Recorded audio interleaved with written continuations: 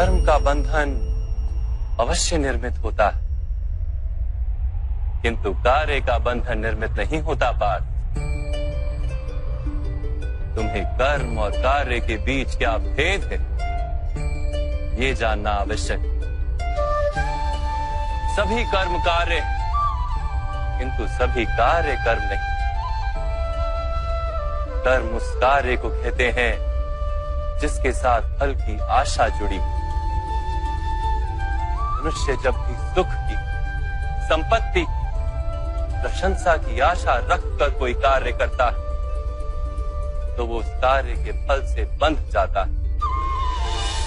जब किसी कर्म को फल की आशा से किया जाए तो उसे सकाम कर्म योग कहते हैं, और जब किसी कर्म को बिना किसी फल की आशा से किया जाए तो उसे निष्काम कर्म योग कहते हैं। इसी कारण से उसे बार बार जन्म लेना पड़ता है।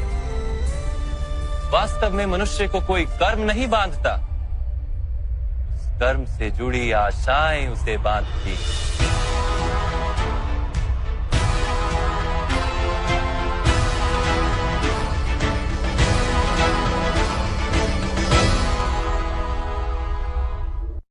वास्तव में मनुष्य को कोई कर्म नहीं बांधता, उस कर्म से जुड़ी आशाएं उसे बांधती हैं।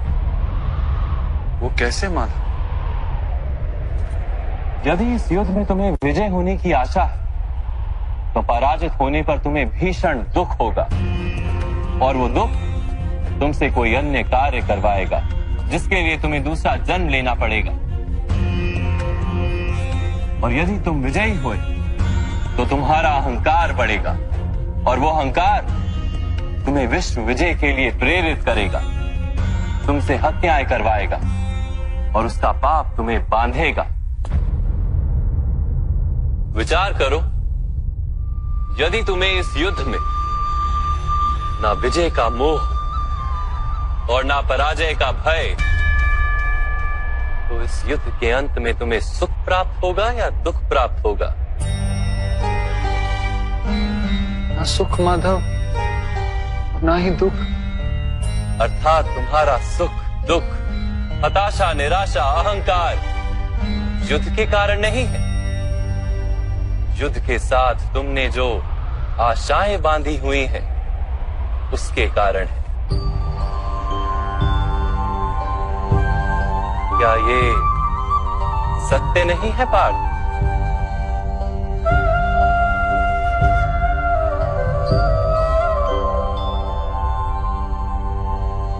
सुख दुखे समे कृत्वा लाभा लाभो जया जयो ततो युद्धाय युज्यस्व नैवं पाप मवाप्स्यसि।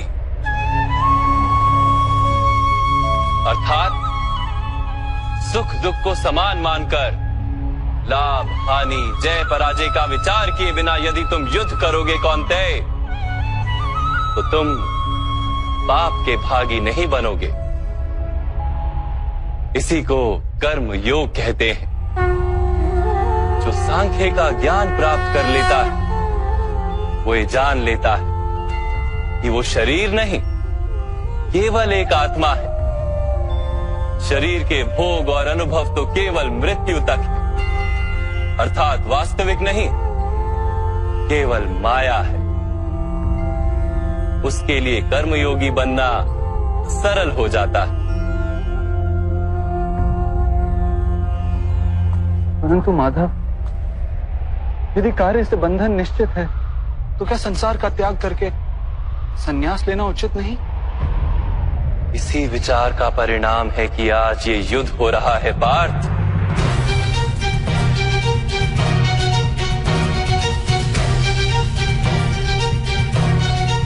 विचार करो, जब सत्व गुण से भरे धर्म को जानने वाले लोग कर्मों का त्याग करते हैं, तब अधर्म से भरे लोग भी संसार को चलाते हैं।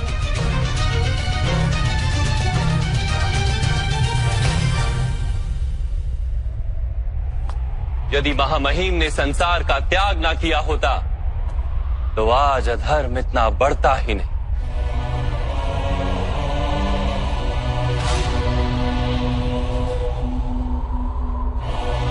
और तुम्हारे पिता ने यदि संन्यास ना लिया होता तो आज भ्राता युधिष्ठिर सुख से राज कर रहे होते।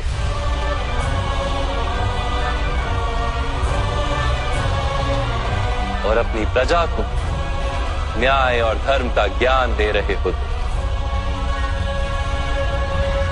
किंतु दुखदायक बात तो यह है पार्थ कि सत्वगुण से भरे मनुष्य ही संसार को लाभ दे सकते हैं, किंतु वो ही संन्यास का विचार करते हैं। जैसे जल तो भाप बनकर उड़ जाता है और कीचड़ कीचड़ वहीं पड़ा रहता है, वैसे सत्वगुणी सज्जन लोग तो संसार का त्याग कर देते और तमस से भरे अधर्मी लोग संसार में कार्य करते हैं। इसी कारण से संसार में पाप और अधर्म बढ़ता है।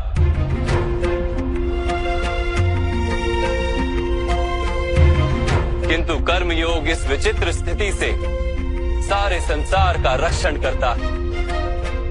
कर्मयोगी फल की आशा का त्याग करता है, किंतु कर्मों का त्याग नहीं करता। वो इसी संसार में रहता है, सन्यासी की भांति सारे कार्य करता है, किंतु उनमें लिप्त नहीं होता। कर्मयोगी अपनी संतानों से, स्वजनों से, अपनी प्रजा से कोई अपेक्षा या आशा नहीं रखता। स्वयं उसे संन्यास का लाभ होता है, किंतु समाज को संसारी की भांति लाभ देता। मनुष्य अपनी संतानों के सुख के लिए श्रम करता है माधव। अपनी संतान से सुख की अपेक्षा कैसे न रखे? मनुष्य अपनी संतानों के लिए जो भी करता है वो व्यापार है या प्रेम पार? प्रेम माधव। तो फिर अपने कार्यों के प्रति फल की इच्छा क्यों पार? भविष्य का लाभ तो व्यापार में देखा जाता है, प्रेम में नहीं। जो मनुष्य अपनी संतानों का चरित्र निर्माण उचित रूप से करता है, संतानों को प्रेम और धर्म के संस्कार देता है, उसकी संतानें भी मनुष्य को प्रेम और सुरक्षा अवश्य देती। संतानों के कर्म, स्वजनों के व्यवहार उनके कर्म है पार। और जब उनके कर्मों पर हमारा कोई अधिकार नहीं होता तो उनसे आशाएं और अपेक्षाएं रखने का क्या प्रयोजन? यदि गहन विचार करोगे पार्थ तो शीघ्र ही ये जान लोगे कि जीवन में ऐसा कोई कार्य नहीं है जिसके साथ आशाएं और अपेक्षाएं जोड़ना अनिवार्य हो। जब सृष्टि ही परमात्मा है और मनुष्य स्वयं परमात्मा का अंश है तो सारे कार्य परमात्मा ही करते हैं, मनुष्य स्वयं कुछ नहीं करता। यही कर्मयोग का मूल सिद्धांत है पार्थ।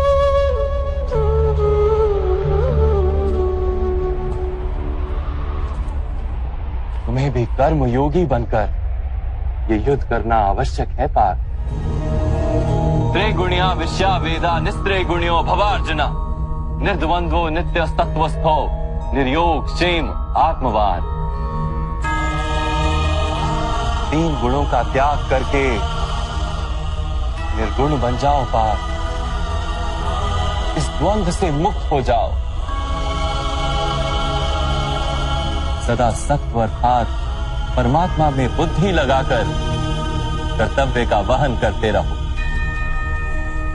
कुछ प्राप्त करने की इच्छा और कुछ प्राप्त किए हुए का रक्षण करने का विचार त्याग दो पार्थ और अपनी आत्मा को स्वतंत्र कर।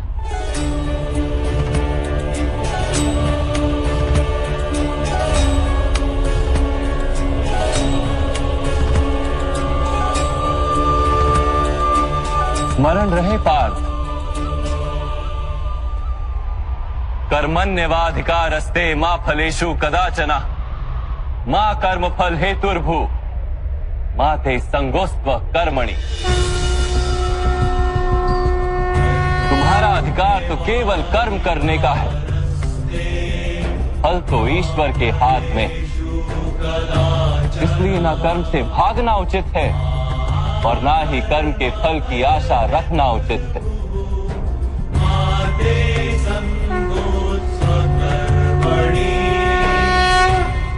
जो फल का त्याग कर दे परंतु कर्म का त्याग ना करे, ऐसे कर्म योगी को कैसे जाना जा सकता है माधव? विश्या विनिवर्तन्ते निरहारस्य देहिनः रसवर्जम रसोप्यस्य परम दृष्ट्वा निवर्तते। सुनो पार्थ, जो स्वाद से छूटने के लिए भोजन का ही त्याग कर देता है, वास्तव में उसके मन से स्वाद की लालसा कभी जाती ही नहीं। उसे दोहरी हानि होती है। एक तो वो निर्बल हो जाता है, जिसके कारण परमात्मा को प्राप्त करने का जो प्रयत्न अनिवार्य है उसे वो नहीं कर पाता, और दूसरा सदा ही उसका मन स्वाद की लालसा से भरा रहता है। इसलिए भोजन का त्याग करने से उत्तम है स्वाद की लालसा का ही त्याग कर दिया जाए। कर्मयोगी अपने मन की सारी लालसाओं को खींच लेता है, जीवन को कर्तव्य मानकर कार्य अवश्य करता है, किंतु उन कार्यों से जुड़ता नहीं। और बात, जो व्यक्ति अपने कार्यों से आशाएं और इच्छा नहीं रखता, उसी के कार्य पूर्ण होते हैं।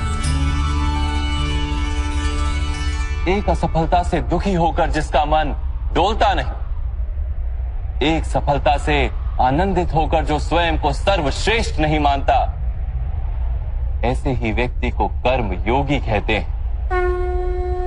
और ऐसा व्यक्ति जीवन में बार बार सफल होता है।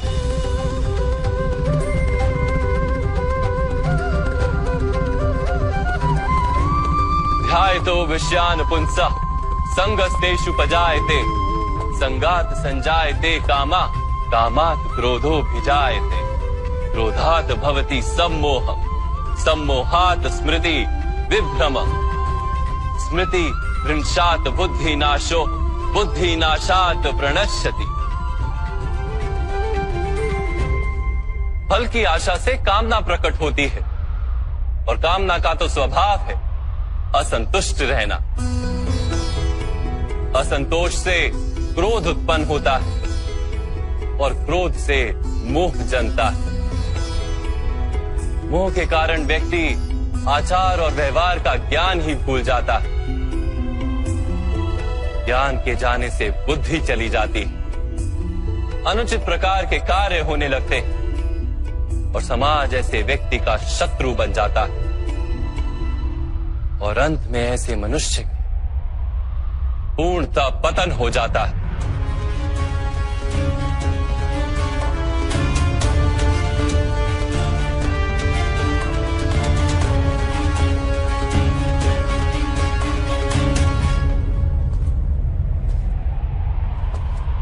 जैसे भ्राता दुर्योधन, उनके सेनापति महामहिम उनके ही शत्रु हैं, और तुम्हें विजय का आशीर्वाद दिया।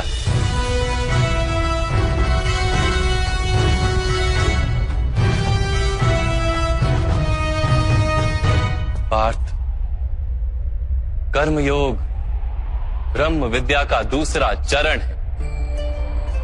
परमात्मा में अपनी बुद्धि स्थिर करो, स्वयं को आत्मा जानो, मिथ्या बंधनों से मुक्त हो जाओ, और फल की आशा का त्याग करके केवल कर्म करते रहो।